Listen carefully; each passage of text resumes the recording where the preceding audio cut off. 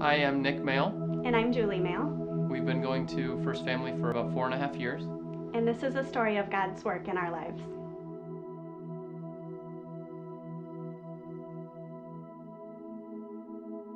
I went on a missions trip when I was in high school to Brazil, and when I was there I met a nurse, and she said that was one of the greatest outreaches that you could have was medical missions, just that there was a lot of opportunities to share Jesus while working in a hospital or doing clinics in villages.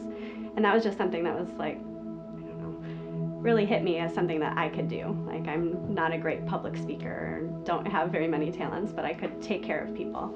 And so I went to college with the intent of being a medical missionary, so I got my nursing degree. Along the way, she met me on our first date. She told me that she couldn't go on any more dates with me, so she knew where she was headed, and she figured I probably wouldn't be on board, and I kind of halted her and said, whoa. She had talked about her possibility of going to Africa and working with different patients, and it's just so happened I have a grandma who spent 15 years in Liberia and Ivory Coast, and so that wasn't completely foreign, the idea of spending a good portion of your life overseas, being a missionary. So over the years we've always had that in our heads, that that's something that we wanted to do. But it kind of has always seemed like when I was ready to go, maybe Nick wasn't. Or when he was ready to go, I wasn't. And 3 of our 4 kids were preemies. And kind of looking back, we could see that maybe the times that we had been ready to go, if we had gone, our kids might not have made it if we were somewhere else. It's been kind of a frustrating period of time. Like, we have this desire in our hearts, and it just always seems like when we want to go, there's one reason or another that it doesn't work. When it doesn't work out the way you think, it's just kind of a deflated feeling, like, well, I guess we'll just sit and wait because we're here in America and there's nothing around here for us. And our eyes have kind of been opened in the last couple of years to that us being goers doesn't have to do with leaving the United States. It can, and it may in the future, and there's a good chance that it would in the future.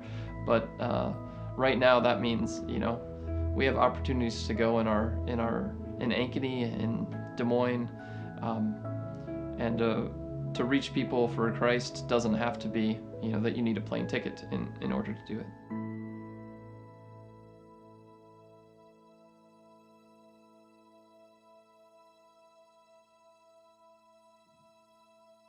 It's always been just this heaviness on our heart, like that missions is something that we're supposed to do. And as we kept getting these messages of waiting for the Lord, I was reading in it, go make disciples and love your neighbor as yourself. And these things it wasn't a command of God for the future. And I'd say that a couple of years ago, that just really hit me, that I didn't need to wait to go. Like, God didn't say, wait until I've given you the sign to make disciples. He just said to go and do it. And I realized that I needed to do a better job of that right where I was at. To realize that 20 minutes down the road, there's a virtual United Nations. I mean, there's people from all over the world, and they need so much. They're hungry, and they're scared, and they're overwhelmed, and they just need people to love them. They need people to give them clothes and food and a warm place to live. And that's exactly what Jesus said that we could do, to show his love to people. And it was so cool just realizing that even though we're not going anywhere right now, where it just hasn't seemed to work out, that it's somewhere where we can easily go just as part of our daily lives.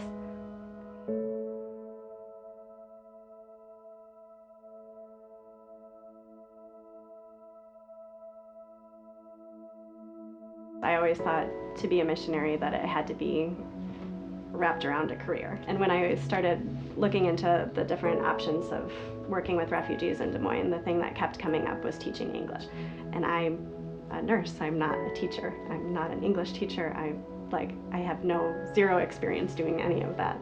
But they said you don't need it, like you just have to get in there and try. So it's not something that I was trained in at all, but it's their greatest need. And to be able to teach them the same thing that I teach my kids at home, it was just kind of neat to see that during the time of waiting, like where I've been raising our children, the things that I've been doing at home is what God has been using to work with these people. And I always thought of that like, well, I can see that I'm a teacher here. You know, I teach math here, and I can see myself teaching math somewhere else. It's one of those where I thought of just my job, just my teaching, and not beyond that. And that's where God has blessed me with a wife that thinks beyond that, and has really opened the door for our family to get invested in things that when you're overseas and when you're not just a teacher, you're not. It's all hands on deck when you're anywhere, and so that's what it should be here as well. Not just I'm a teacher here, but what other opportunities do we have?